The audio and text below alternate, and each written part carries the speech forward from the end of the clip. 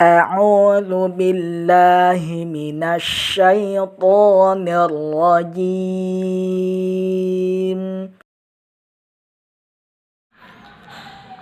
السلام عليكم ورحمة الله وبركاته. الحمد لله حمدا كثيرا طيبا مباركا فيه كما يحب ربنا ويرضى. أشهد أن لا إله إلا الله وأشهد أن محمدا عبده ورسوله. اللهم صل على محمد وعلى آل محمد. Puji syukur, alhamdulillah, pada kesempatan hari ini kita diberikan oleh Allah Subhanahu Wa Taala umur yang panjang, kesehatan, kesempatan sehingga kita dapat sama-sama belajar menuntut ilmu, terutama belajar Al-Quran. Kemudian salat dan salam kepada Rasulullah sallallahu alaihi wasallam, Allahumma shalli ala Muhammad wa ala ali Muhammad. Baik, anak-anak Ustaz, sekarang kita akan membahas tentang hukum huruf ra. Di dalam buku tajwid itu terdapat di halaman 9 berkenaan tentang hukum ra. Huruf ra ini dia memiliki hukum yang berlainan tergantung pada harakat yang dipakai. Hukum ra itu terbagi pada dasarnya 3. Yang pertama yang ditebalkan atau tafkhim, yang kedua yang ditipiskan atau tarqiq, dan yang ketiga itu boleh tebal, boleh tipis. Namun kesempatan ini kita akan membahas tentang 2 saja, hukum ra, tafkhim dan tarqiq, tebal dan tipis. Baik. Yang pertama kita masuk pembahasan tentang hukum ra, tafkhim atau tebal. Hukum ra yang tebal itu terjadi pada 8 keadaan. Jadi terjadi pada 8 keadaan. Ya. Di dalam buku tajwid itu hanya disingkat. Waktu itu pada kesempatan ini Ustaz akan merinci pembahasan tentang hukum ra.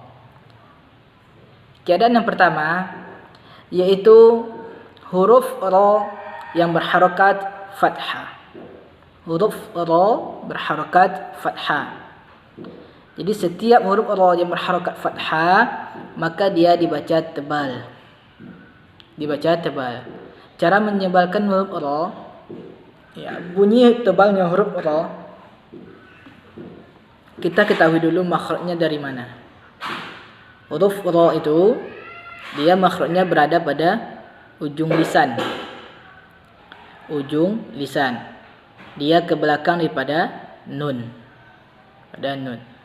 Jadi ra yang tebal selain ujung lisan kita berada pada langit-langit, kemudian tengah lisan kita, tengah lidah kita itu dia terangkat sehingga dia tertebal.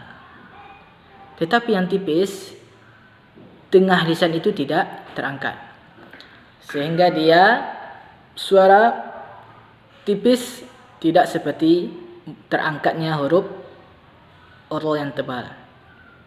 Contoh di sini pada kata Ar-Rahman, huruf ra yang berharakat fathah maka dia dibaca tebal. Ar-Rahman, Ar-Rahmani. Ya, lihat contohnya. Kemudian bi rabbikum, bi rabbikum. Kemudian maradona, maradona. Baik, itu dalam keadaan yang pertama. Keadaan kedua itu apabila huruf ra yang sebelumnya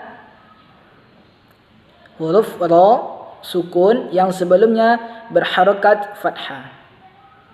Kalau yang pertama huruf ra-nya fathah. Kalau sekarang yang kedua ini ra-nya sukun tetapi sebelumnya fathah. Dalam keadaan ini huruf ra juga ditebalkan. Lihat contohnya yaitu wa arsala, wa arsala. Huruf ra adalah huruf yang memiliki getar. Huruf yang memiliki getar, tetapi dia tidak boleh banyak getar dan tidak boleh tidak bergetar. Ini pengucapan huruf ra. Wa arsala la yaskharu qaumi Maryam, Maryam. Baik, kita masuk pada keadaan yang ketiga. Tolong dipahami keadaan yang ketiga. Pada keadaan yang ketiga, itu huruf ra yang dibaca sukun.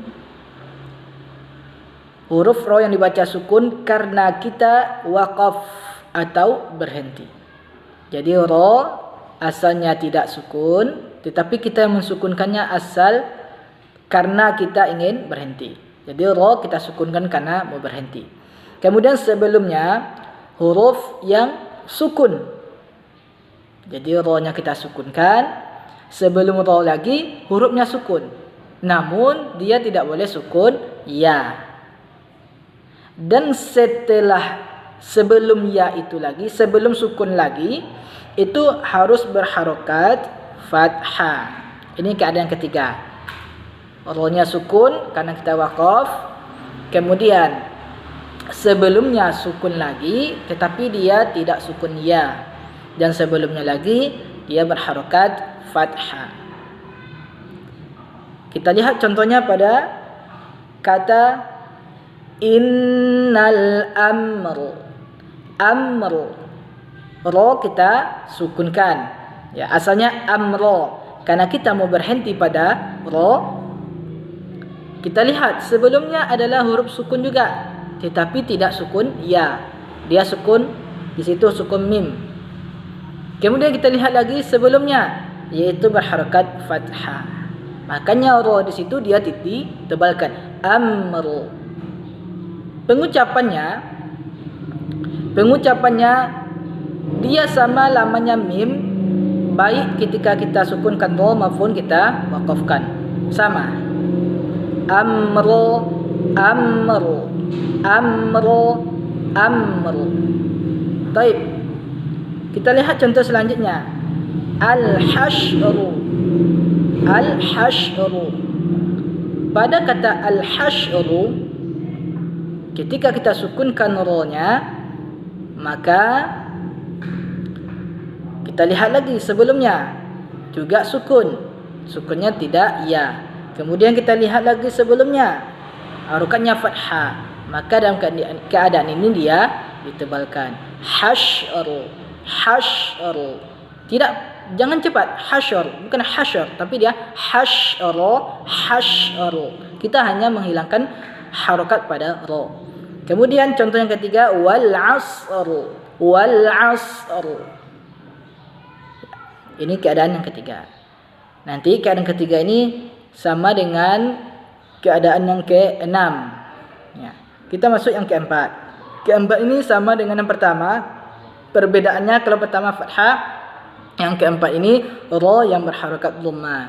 Jadi setiap ra yang berharakat dhammah juga ditebalkan. Nasrullah, nasrullah, yubsiruna, ruziqu, ruziqu. Ya, baik. Keadaan yang kelima.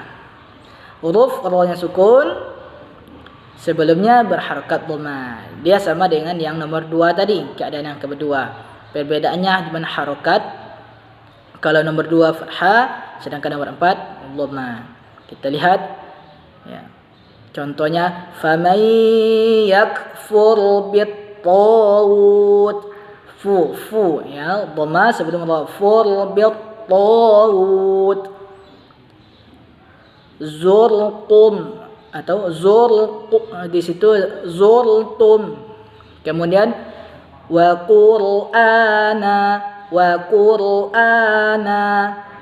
Baik, keadaan keenam hampir sama dengan keadaan yang ketiga. Huruf ra yang dibaca sukun karena kita waqaf.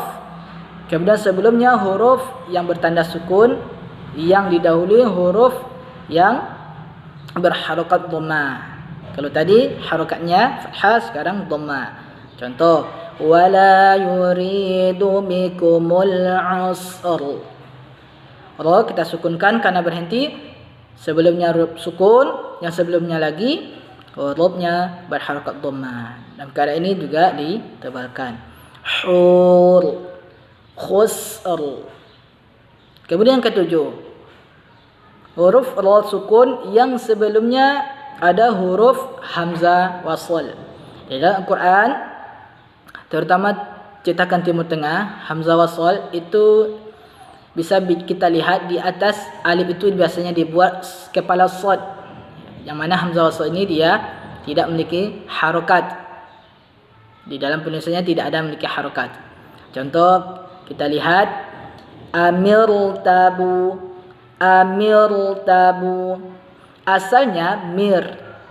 Tetapi karena sebelumnya ada hamzah wasal, baik hamzah wasalnya ya, dalam satu kata nanti ada contohnya macam irji'i, atau dalam dua kata.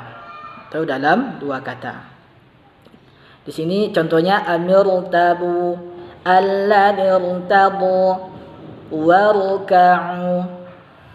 Ini dalam keadaan yang ketujuh. Yang kedelapan, yang terakhir, yang kedelapan huruf ra sukun yang sebelumnya huruf yang berharakat kasrah. Ya, huruf yang berharakat kasrah. Kemudian setelahnya huruf isti'la yang tidak berharakat kasrah.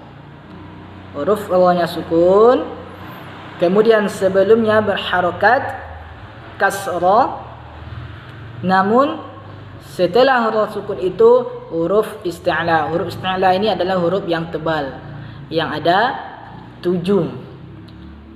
Sad, dhad, ta, dha, kha, gha, qaf. Ada 7 huruf. Jadi huruf setelah huruf sukun tadi, kalau dia huruf isti'la, 7 huruf ini yang tidak berharakat kasrah, maka dia ditebalkan. Catatan, pada ke-8 ini, keadaan yang ke-8 ini hanya terdapat pada 5 tempat di dalam Al-Quran. Cuma berada pada 5 tempat. Tempat yang pertama iaitu pada surah Al-An'am, itu di ayat 7. Bisa dicatat. Kemudian pada surah An-Naba, itu di ayat 21. Kemudian di surah At-Taubah ayat 107 dan 122. Kemudian di surah Al-Fajr ayat 14. Bisa kita lihat contohnya, labil mirsad, wa irsada, mirsada, firqah. Kemudian qirtasun, qirtasun. Pada 5 kata ini itu khusus untuk yang poin ke-8. Tip, mungkin ini saja pembahasan kita dulu. Nanti kita akan lanjutkan tentang ra tarqiq atau ra tipis. Assalamualaikum. Kalau ada kesalahan, saya mohon ampun kepada Allah SWT dan minta maaf kepada antum-antum semuanya. Kita tutup dengan doa kafaratul majlis. Subhanakallahumma bihamdika asyhadu an la ilaha illa anta astaghfiruka wa atubu ilaik. Assalamualaikum warahmatullahi wabarakatuh.